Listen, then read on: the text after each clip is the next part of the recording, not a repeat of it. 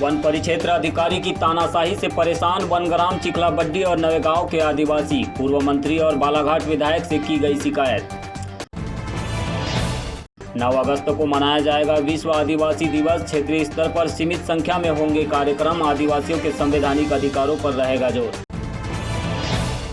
और रविवार को मनाया जाएगा हरछठ का पर्व। व्रत के लिए जरूरी पूजा सामग्री खरीदने बाजारों में उमड़ी महिलाओं की भीड़। नहीं दिखाई दे रहा कोरोना का भय। बालाघाट न्यूज के प्रायोजक है Enigma automobiles, the new age of electric vehicle. मात्र 5 रुपए में 85 किलोमीटर चलने वाली भारत की सबसे स्कूली स्कूटर।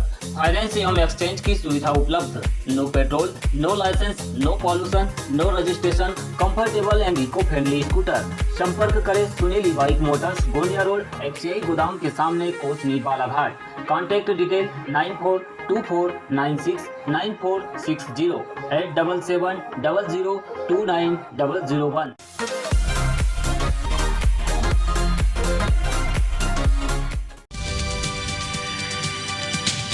अब समाचार विस्तार से। लालबर्रा क्षेत्र के वनग्राम चिखलाबड्डी नवेगांव के आदिवासी बैगा समाज के लोगों ने आज रेंजर जय कुमार डहरिया की तानाशाही के विरोध में पूर्व कृषि मंत्री और क्षेत्रीय विधायक गौरीशंकर बिसेन से शिकायत की। आदिवासी समाज के लोगों ने बताया कि कोरोना त्रासदी के बाद वनग्रामों में निवासरत अधिकांश आदिवासी परिवारों के सामने आर्थिक संकट खड़ा हो गया है। ऐसे में वे वनोपज और परिक्षेत्र में होने वाले कार्यों में मजदूरी करके जीवन यापन करने मजबूर है। लेकिन वन परिक्षेत्र अधिकारी जय कुमार डहरिया के द्वारा उन्हें ना तो रोजगार मूलक कार्यों में शामिल होने दिया जाता है और ना ही वनोपज का उपयोग करने दिया जा रहा है, जिसके चलते उनके सामने गंभीर संकट खड़ा हो गया है। बताया गया कि इन दिनों वनोपज के तौर पर वे बांस की बीड़ों से निकलने वाली पिहरी निकालकर आजीविका का निर्वहन करते हैं, परंतु परिक्षेत्र अधिकारी के द्वारा उन्हें ऐसा करने से रोका जाता है। इसके साथ ही उन्हें बाहर जाने पर भी रोक लगा दी है, जिससे वे अपने परिवार का भरण पोषण नहीं कर पा रहे हैं। हमारा परेशानी यही था सर, क्या है जैसा कभी भी अभी काम चालू हुआ मनरेगा का काम, तो तालाब वगैरह बने, मीनाक्षी तालाब आए थे, तो दोनों ग्राम में चालू थे काम, नए गाँव चिखलाबड्डी है ना। तो रेंजर साहब बोले कि ये काम नहीं होगा करके दोनों जगह का काम बंद करा दिया। अब पीरी भी मना करते हैं, जैसा पीरी लाते हैं हम जंगल से और कहीं गांव में घुमा के बेचते हैं, कहीं मार्केट में लाते हैं बेचते हैं, उसमें भी परेशानी कर रहे हैं, रोक लगा रहे हैं। और वो गिरे पड़े वाले कभी जलाऊ है, बाँस है, सूखी वाली तो लाते हैं, तो उसमें भी मना करते हैं कि नहीं जंगल से कोई सामान नहीं ला गया। एक आदिवासी संतराम मरकाम ने यह भी बताया कि कुछ दिन पहले उन्हें धान पिसाई के लिए जाते समय परिक्षेत्र अधिकारी ने रोक दिया था, जिससे उसके परिवार को एक दिन भूखे रहने की नौबत भी आ गई थी। हमारे पास क्या है कि चावल चूर नहीं थे, तो चावल के लिए फिर बोले तो अभी हमारे लालबर्रा वाला छोटू भाईजान ने इनके पास से 50 किलो चावल ले के खाए जाके। नहीं तो इसमें क्या आपको भूखा भी रहना पड़ा था क्या? जी हाँ, एक रात ऐसे भूखे थे सर। क्यों भूखे थे? बाल बच्चे, चावल नहीं थे सर। एक तो हमारे गांव में कभी भी जैसे किसी का तबीयत ठीक नहीं रहता, उनके लिए भी उन्हीं की गाड़ी जाता है। और कभी भी जैसे डिलीवरी प्लेटों के लिए वो जो अपनी जंगली स्त्री जो होती है वो जाके गाड़ी फंस गई थी, तो वहाँ से वो महल आते आते आधे रास्ते में खाली हो गई।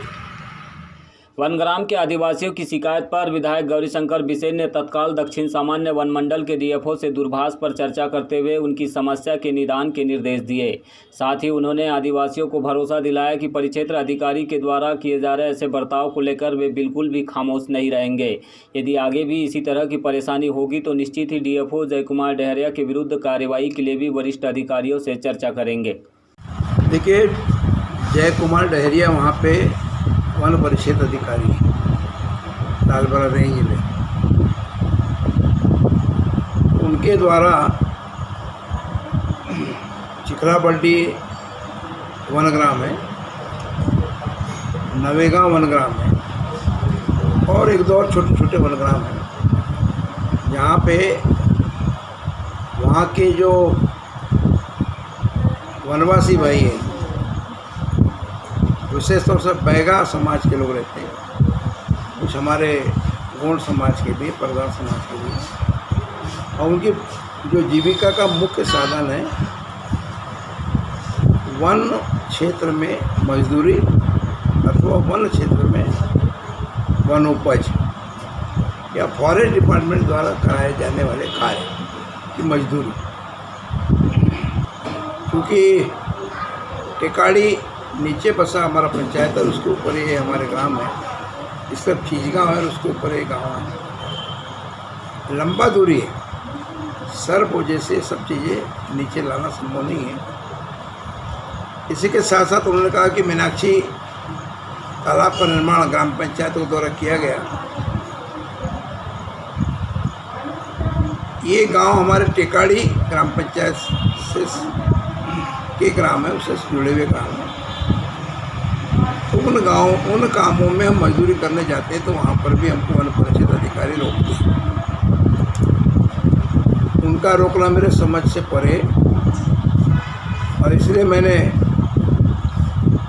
हमारे वनवासी भाइयों की पूरी बात को गंभीरता से सुना। और चूँकि मेरे निवास के बिल्कुल सामने दक्षिण वन मंडल के मंडलाधिकारी रहते हैं, उनको मैंने दूरभाष पे मोबाइल से कहा कि मैं इनको आपको भेज रहा हूँ, आप स्वतः इनके पीड़ा को, इनकी तकलीफ को, इनके दर्द को सुनें और इनको व्यवस्था प्रदान करें। अनावश्यक कोई भी फॉरेस्ट विभाग का कर्मचारी अधिकारी हमारे वनवासियों को प्रताड़ित न करे। उनकी तकलीफ में हमने समाधान होना चाहिए, उनके लिए समस्या नहीं। और मुझे उम्मीद है कि हमारे DFO सुलझे हुए अधिकारी हैं, उनकी समस्या का निराकरण करेंगे। भविष्य में इस तरह की कोई त्रुटि ना हो इसकी वो चिंता करें।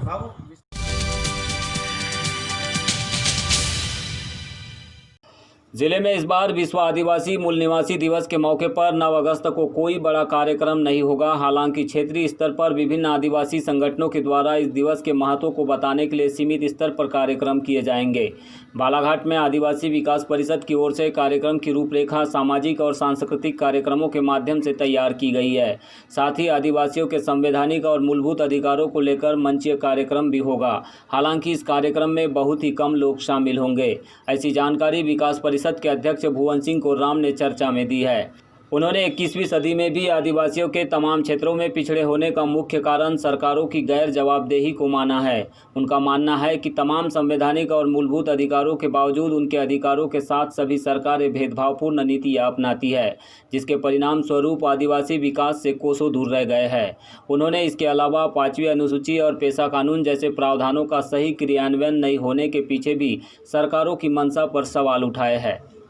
कल जो हमारा विश्व आदिवासी दिवस मनाया जा रहा है, तो इस कोरोना संक्रमण के चलते हम लोग इस कार्यक्रम को बहुत बड़े स्तर पे नहीं कर रहे हैं और WHO की गाइडलाइन का पालन करते हुए हम इस कार्यक्रम को सीमित यानी एक स्थानीय तौर पे मनाएंगे, जिसमें हम लोगों ने 3-4 बिंदु पे कार्यक्रम आयोजन रखा है। जिसमें पहला है हॉल में हम लोग हमारे जो समाज के प्रतिभावान बच्चे हैं जो 10th और 12th में बहुत अच्छा रिज़ल्ट लेके आए हैं, उन लोगों को प्रशस्ति पत्र और कोई पुरस्कार करने का है।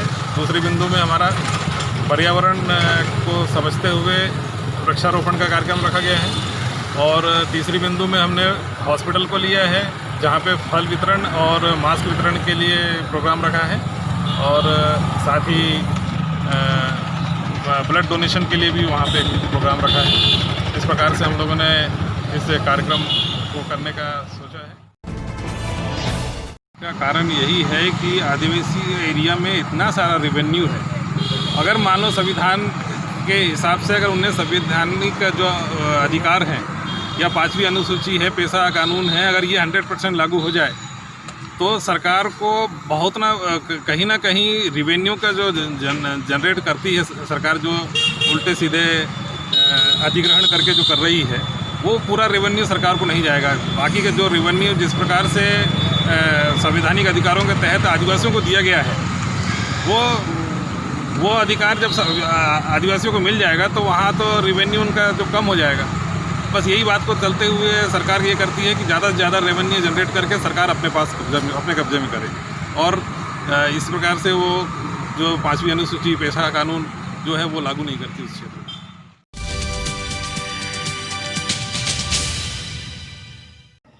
रविवार को हरछठ का पर्व मनाया जाएगा। इसे लेकर बाजारों में पूजन सामग्री की दुकानें सज गई है। शनिवार को नगर के गुजरी बाजार में व्रत के लिए जरूरी पूजन सामग्री खरीदने महिलाओं की बड़ी संख्या में भीड़ दिखाई दी। इस दौरान दुकानों पर पैर रखने भी जगह नहीं थी और ना ही किसी को कोरोना का भय नजर आया। बताया जाता है कि हरछठ का पर्व महिलाएं अपने बच्चों की दीर्घायु और सुख संपन्नता के लिए व्रत धारण कर मनाती है। इस व्रत के लिए पलाश के पत्ते में धूप, दीप, पुष्प आदि सजाकर भक्तिभाव के साथ शिवजी, माता पार्वती और कार्तिकेय गणेश की पूजा की जाती है। हरछठ की पूजा में महुआ, पसई, चावल, चना, मक्का, जवार, सोयाबीन व धान की लाई व गोबर का विशेष महत्व रहता है। सतगजरा, तेल, चूड़ी, काजल, लकड़ी की ककई, बाँस की टुकनियाँ, आईना, छोटी छोटी डबली, नारियल, केला और ककड़ी का प्रसाद भी इस पूजा में चढ़ाया जाता है।